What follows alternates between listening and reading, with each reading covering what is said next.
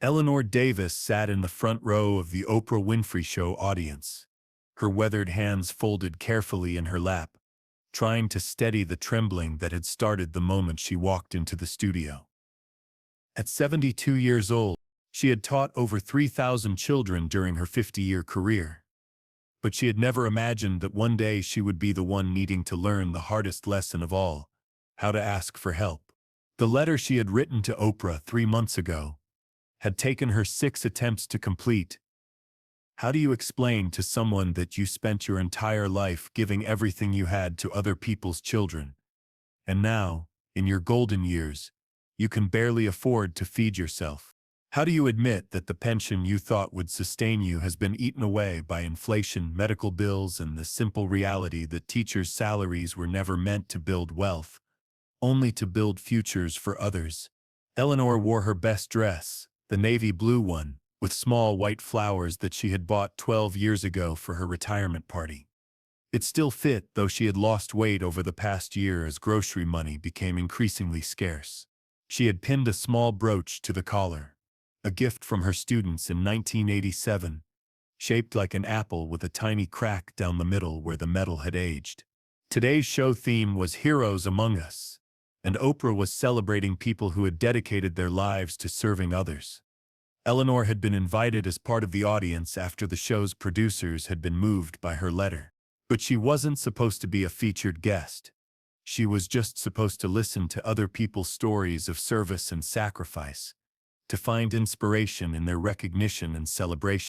But sitting there listening to Oprah talk about unsung heroes, Eleanor felt the weight of 50 years of giving settling on her shoulders like a familiar coat.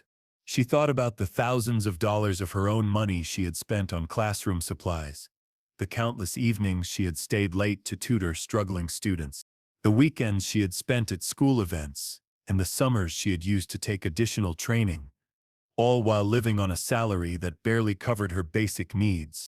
She thought about Marcus Williams, who came to her third-grade classroom in 1975 unable to read a single word, and how she had bought phonics books with her grocery money to help him catch up. He was now Dr. Marcus Williams, a pediatric surgeon in Atlanta. She thought about Sarah Chen, who arrived from Taiwan in 1983, speaking no English, and how Eleanor had spent her lunch breaks teaching her the language that would eventually carry her to a career as a federal judge. There were thousands of them, children whose lives had been shaped by a teacher who believed that every child deserved not just education, but investment. Children who had gone on to become doctors, lawyers, teachers, artists. Parents who now raised their own children with the same love and attention Eleanor had shown them decades ago. But now, those children were adults with their own lives, their own families, their own struggles. And Eleanor was alone in a small apartment, trying to decide each month whether to pay for her heart medication or buy enough groceries to last until her next pension check arrived. The moment that changed everything came when Oprah asked the audience a question that seemed directed straight at Eleanor's heart. How many of you have known someone who gave so much of themselves to others that they forgot to take care of themselves? Eleanor's hand went up automatically, thinking of her colleagues, her fellow teachers, who had made similar sacrifices. But then she realized that Oprah was looking directly at her, and something in the way the talk show host's eyes focused suggested that Eleanor's story was written all over her face. Oprah walked over to Eleanor's seat with that graceful purposefulness that had made her America's most trusted storyteller for decades. "What's your name, sweetheart?" Oprah asked, kneeling down beside Eleanor's chair with a warmth that immediately made the older woman feel both seen and safe. "Eleanor Davis," she replied, her voice carrying the measured tone of someone who had spent 50 years speaking clearly so children could understand. "I was a teacher for 50 years in Chicago public schools." 50 years, Oprah repeated, and something in her voice suggested she understood that this number represented more than just time served. "Tell us about those 50 years, Eleanor." Eleanor looked around the studio, at the cameras and lights and audience members who were all waiting for her to speak. For 5 decades, she had been the one asking questions, encouraging others to share their thoughts and stories. Being on the other side felt both terrifying and strangely liberating. I taught third grade at Lincoln Elementary, she began, her voice growing stronger as she settled into the familiar rhythm of storytelling that had captivated children for half a century. I loved every day of it, every single, even the hard ones, even the days when I went home exhausted and wondering if I was making any difference at all. What made you want to be a teacher? Oprah asked, settling into a chair that a stagehand had quickly brought over, understanding that this conversation needed space and time to unfold properly. Eleanor smiled, and for a moment the years seemed to fall away from her face. My own third-grade teacher, Mrs. Patterson. I came from a poor family, and I was so shy I barely spoke above a whisper, but she saw something in me, invested in me, made me believe I was smart and capable, and worthy of dreams. And you wanted to do the same for other children, Oprah said, understanding already where this story was leading. Yes, Eleanor replied simply. I wanted every child who walked into my classroom to know that they mattered, that their dreams were valid, that someone believed in them completely. The studio was quiet, sensing that this wasn't just a feel-good story about a dedicated teacher. There was something deeper here, something that needed to be heard. Tell us how you showed them they mattered, Oprah encouraged. Eleanor's eyes lit up as she began to share memories that she had carried for decades. I learned every child's name before the school year started. I visited their homes to meet their families. I bought books for children who didn't have any at home, paid for field trips for students whose families couldn't afford them, brought snacks for children who came to school hungry. You paid for these things yourself? Oprah asked, though something in her tone suggested she already knew the answer. Of course, Eleanor said, as if there had never been any other option. Teachers' salaries weren't much, but what was I going to do? Let a child go without because the school budget didn't cover it. Let a student miss out on experiences that could change their life because their family was struggling. The audience was beginning to understand the scope of what Eleanor was describing. This wasn't just about a teacher who cared about her students. This was about a woman who had spent 50 years treating other people's children as if they were her own, investing not just her time and energy but her financial resources in their success.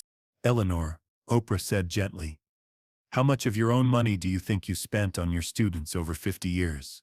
Eleanor was quiet for a moment, thinking. She had never added it up, never wanted to know the total. It would have made the sacrifice feel like a burden rather than a choice made from love. I don't know exactly, she said finally. Thousands and thousands of dollars, maybe tens of thousands.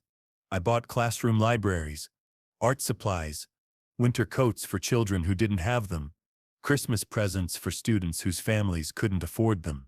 I paid for tutoring materials, educational games, field trip fees, graduation gifts. She paused, her voice catching slightly. I even helped some families with rent when parents lost jobs, or bought groceries when I knew a child was going home to an empty refrigerator. The studio was completely silent now. The audience was beginning to understand that they were hearing about a level of selflessness that was almost incomprehensible in its scope and duration. And now? Oprah asked softly, her voice carrying the weight of a question whose answer she suspected would break everyone's heart. That's when Eleanor's composure finally cracked.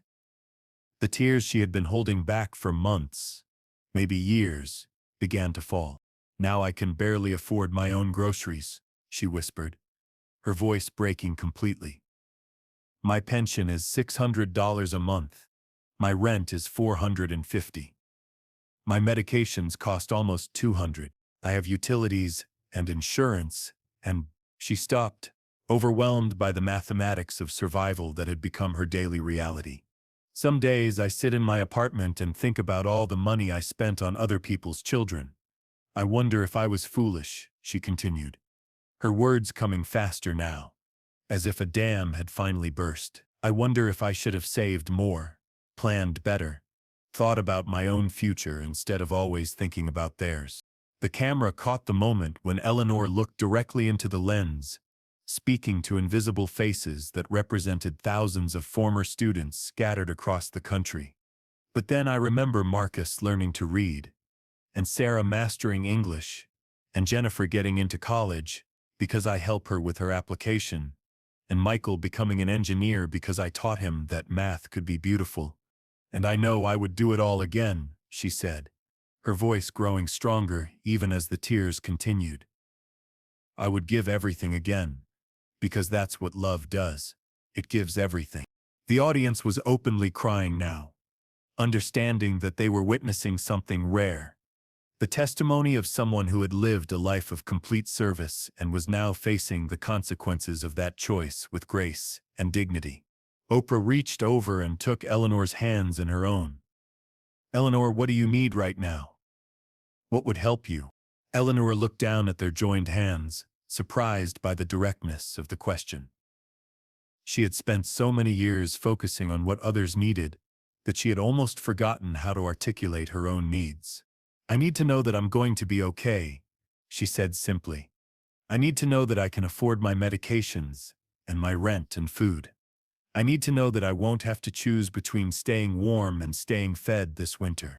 That's when something extraordinary began to happen. From the back of the audience, a voice called out, Mrs. Davis? Mrs. Eleanor Davis from Lincoln Elementary? The camera swung toward the voice, revealing a middle-aged black man in a business suit who was standing and staring at Eleanor with an expression of complete shock and recognition. Oh my God, he said, beginning to move toward the front of the studio. Mrs. Davis, it's me, it's Marcus. Marcus Williams. Eleanor gasped audibly, her hands flying to her mouth. Marcus? Little Marcus who couldn't read? Yes, ma'am, he said, his voice thick with emotion, as he reached the interview area. Dr. Marcus Williams now, pediatric surgeon at Children's Hospital of Atlanta. And I can read because of you. The reunion that followed was captured by every camera in the studio. But no technology could adequately record the magnitude of what was happening. A teacher was being reunited with the child whose life she had changed. The student who had become everything she had dreamed he could become. Mrs. Davis, Marcus said, kneeling down beside her chair just as Oprah had done. Do you remember staying after school with me every day for months, teaching me phonics with those books you bought with your own money? Of course I remember, Eleanor said, reaching out to touch his face as if she couldn't quite believe he was real. You were so frustrated, so angry at those letters that wouldn't make sense, and you never gave up on me, Marcus replied. You told me that reading was just talking with our eyes, and you made me believe that I could learn to do it. But the miracles were just beginning. From another section of the audience, an Asian woman stood up. Mrs. Davis, it's Sarah Chen. You taught me English. Then, a young black woman. Mrs. Davis, it's Jennifer. You helped me get into college. One by one, former students began identifying themselves throughout the audience. They had come to the show not knowing their beloved teacher would be there, drawn perhaps by the theme of heroes or simply by chance. But now they were rising like flowers responding to sunlight, each one representing a life that had been touched and transformed by Eleanor's love. The studio audience watched in amazement as more than a dozen adults made their way toward the front of the studio, each one calling out their name and their connection to this woman who had given everything to ensure their success. Mrs. Davis, you paid for my winter coat in 4th grade. Mrs. Davis, you bought me books when my family couldn't afford them. Mrs. Davis, you came to my high school graduation, even though I hadn't been your student for years. Mrs. Davis, you helped my family with groceries when my dad lost his job. Oprah watched in amazement as her studio transformed into something that transcended television, a reunion between a teacher and the lives she had shaped, a gathering of people whose success was a direct result of one woman's refusal to let financial limitations limit her love. Ladies and gentlemen, Oprah said, her voice filled with wonder, what we're witnessing here is the return on investment of a life spent in service. These are Mrs. Davis's children, all grown up, Dr. Marcus Williams took charge with the natural leadership that Eleanor had recognized in him when he was 8 years old and struggling to read. "Mrs. Davis," he said, "you gave us everything when we needed it most. Now it's our turn to give back to you." He turned to address the studio audience and the cameras. "My teacher is struggling financially, and that's unacceptable. She invested in our futures when she could barely afford to do so, and now we're going to invest in hers." What happened next was a masterclass in the power of gratitude, expressed through action. Dr. Williams announced that he was personally covering Eleanor's rent for the next year. Sarah Chen, now a federal judge, committed to paying for all of Eleanor's medical expenses. Jennifer, who had become a successful businesswoman, pledged to provide a monthly grocery allowance. But the giving didn't stop with Eleanor's former students. Audience members who had been moved by her story began standing up, offering their own forms of support. A local grocery store owner offered free weekly delivery. A heating company owner pledged to cover her utility bills. A pharmacy owner offered to provide her medications at no cost. Oprah watched in amazement as her studio audience transformed into an instant support system for a woman who had spent 50 years being everyone else's support system. "Eleanor," Oprah said, returning to her teacher's side, "how does it feel to be taken care of for once?" Eleanor looked around at the faces surrounding her. Her former students, now successful adults. Audience members who had been strangers minutes ago, but now felt like family. And Oprah herself, who had created the space for this miracle to unfold. "I feel like I understand the lesson I was teaching all along," Eleanor said, her voice steady despite her tears. "I always told my students that what you give with love comes back to you multiplied. I never expected to see proof of that in my own life." Dr. Williams, still kneeling beside his former teacher, spoke for all of them. "Mrs. Davis, you taught us that everyone deserves to be cared for, that everyone's dreams matter, that love is shown through action. We're just practicing what you taught us." The show continued for another 30 minutes, with former students sharing specific memories of how Eleanor had impacted their lives. They talked about the confidence she had instilled, the doors she had opened, the dreams she had nurtured. But more than that, they talked about the values she had modeled: generosity, compassion, the belief that investing in others is never a waste.